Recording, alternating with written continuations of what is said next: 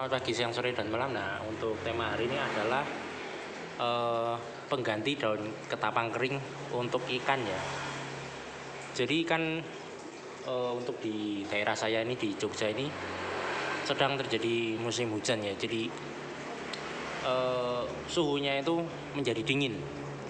Nah, otomatis itu menyebabkan ikan-ikan itu harus beradaptasi dengan iklim yang suhunya dingin tersebut. Otomatis ada juga yang gagal adaptasi.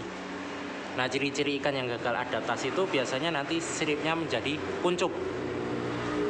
Nah, oleh karena itu daun ketapang ini sangat penting untuk meredakan stres dari ikan tersebut. Jadi daun ketapang ini kan dia fungsinya untuk menurunkan pH, kemudian untuk mengobati sirip kuncup, biasanya untuk mengobati penyakit seperti parasit atau apa saja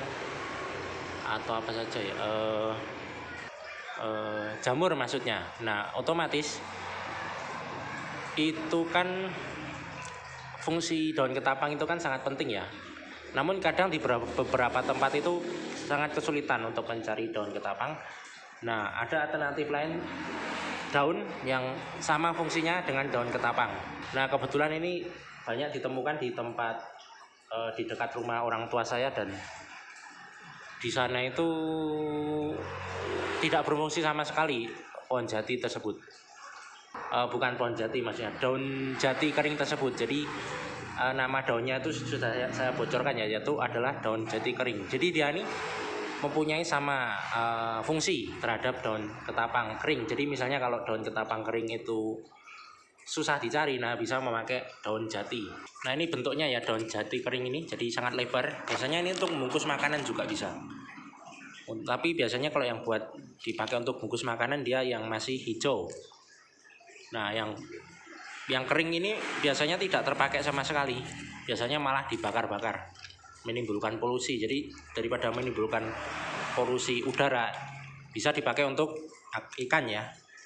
Nah, misalnya ini kan ikannya itu dalam masa pengobatan. Jadi ini ikan Emperor tetra ini kemarin berjamur ya, habis itu saya obati pakai daun ketapang. Nah, dia ini mulai sembuh. Nah, ini fungsinya nah, ikan ini sudah mulai sembuh. Kalau bisa dilihat nih, sudah tidak ada daun ketapang sudah tidak ada white spot di tubuhnya. Nah, selain itu bisa juga misalnya ikan baru datang. Nah, contohnya nih ikan baru datang ya, ikan danio hijau slayer, tapi ini sellernya belum kelihatan. Tapi kata sellernya nih slayer, jadi semoga sellernya pengepulnya tidak bohong. Nah, nanti dia akan muncul siripnya seperti ini, panjang-panjang. Ini juga baru datang, ini dari Tulungagung ya. Jadi kadang kan kondisi air misalnya di tempat saya di Jogja sama di Tulungagung itu kan mungkin berbeda ya. Nah, fungsi daun-daun seperti ini juga nanti untuk menstabilkan air, untuk meredakan stres ikan tersebut. Jadi ikan itu akan merasa nyaman. Ketika tidak ada daun ini, daun ketapang, bisa memakai daun jati karena mempunyai fungsi yang sama. Nah, jadi fungsi daun ketapang dan daun jati kering ini sama-sama punya fungsi yang sama ya. Yang pertama itu adalah untuk mereda stres atau menghilangkan stres pada ikan. Jadi ikan itu akan merasa nyaman. Bisa dilihat ini ikannya pada mengeluarkan buih telur ya, ikan cupang-cupang ini. Bukan buih telur, buih untuk nanti kalau dia bertemu betina akan menaruh telur. Ini buktinya bahwa si ikan-ikan tersebut merasa nyaman dengan kondisi air yang ada di sini. Nah, biarpun keruh kan, di mata manusia tidak sedap dipandang, tetapi di mata ikan dia ini sangat nyaman dengan kondisi itu.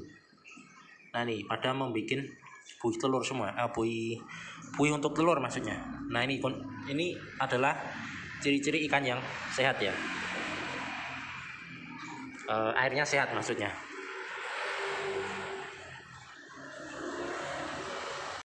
Kedua itu biasanya kita pakai untuk menurunkan pH, jadi biar pH-nya semakin asam. Karena untuk ikan-ikan khususnya yang saya pelihara itu adalah ikan-ikan yang berasal dari Asia Tenggara sama Amerika Selatan. Itu mereka itu sangat cocok dengan pH yang rendah atau asam. Jadi dengan pH asam ini si ikan ini akan merasa nyaman.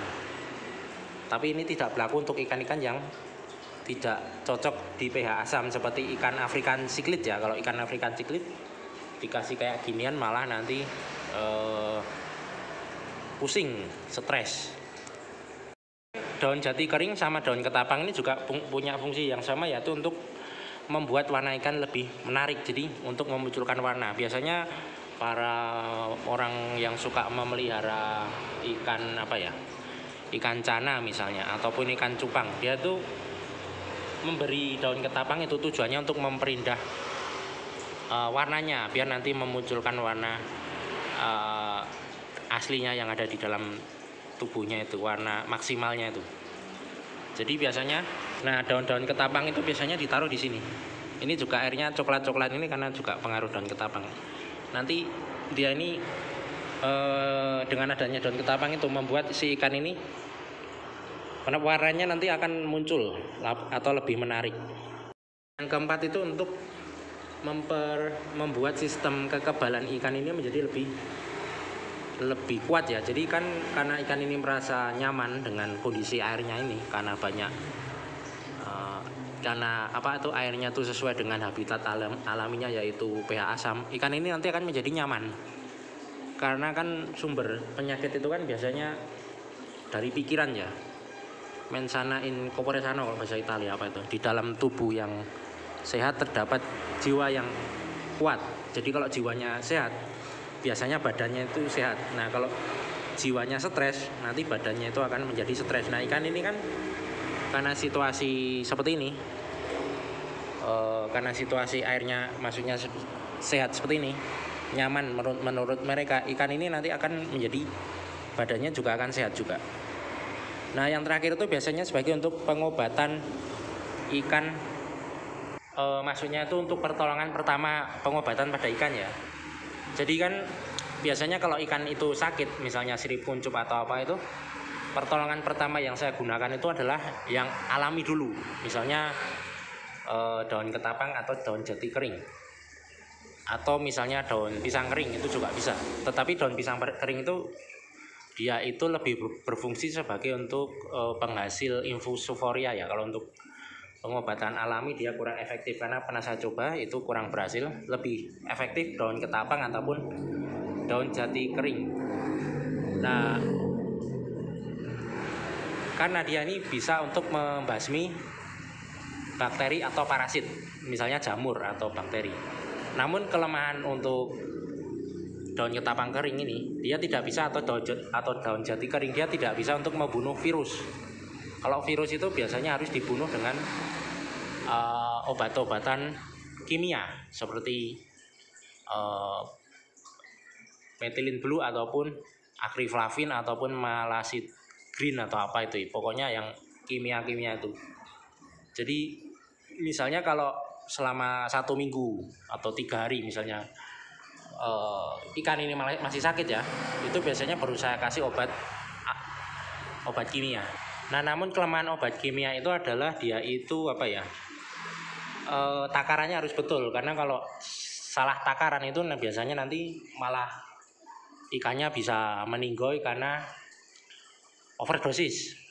Jadi biasanya untuk pemula itu seperti saya ini, untuk pemula ini kadang salah memberi dosis pada ikan ya. Jadi obatnya itu terlalu banyak, jadi ikannya malah harusnya bisa sembuh malah meninggoy. Jadi lebih bagus lagi kalau saya yang paling simpel itu mengobati ikan adalah dengan ini tadi, dengan daun-daun alami seperti ini atau obat-obat alami. Ini kan ciptaan dari alam ya, ciptaan dari Tuhan, jadi pasti lebih manjur daripada yang buatan manusia ya.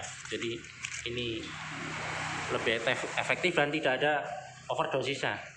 Kalaupun kebanyakan daun ketapang itu tidak masalah bagi ikan,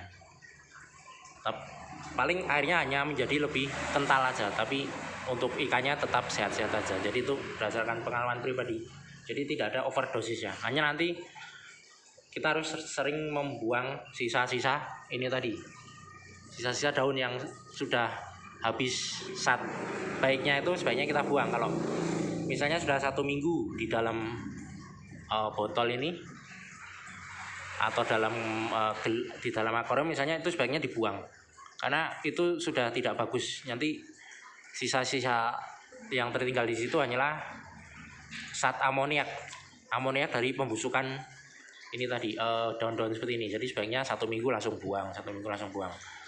Kecuali kalau daun pisang kering, itu dia itu biasanya nanti tidak perlu dibuang daun sisanya, karena biasanya nanti itu menjadi makanan plankton ya, mikroplankton seperti infusoria itu dia suka. Tapi kalau ini sebaiknya kalau sudah busuk dibuang, kecuali kalau ada udang hias di situ. Nah, kalau ada udang hias itu biasa jadi makanannya. Seperti contoh ini. Contoh ini adalah daun ketapang atau daun jati kering juga bisa ya, tapi contoh ini adalah daun ketapang yang saya taruh di situ untuk makanan udang hias. Nah, itu sedang dimakan oleh udang blue diamond sama yellow kalau nggak salah. Nah, itu nanti biasanya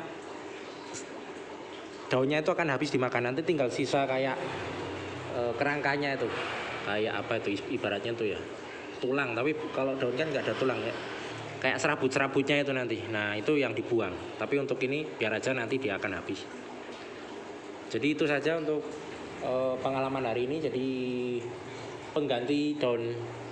alternatif pengganti daun ketapang, yaitu kita bisa memakai daun jati kering ya. Oke, sampai di sini saja. Selamat pagi, siang, sore, dan malam.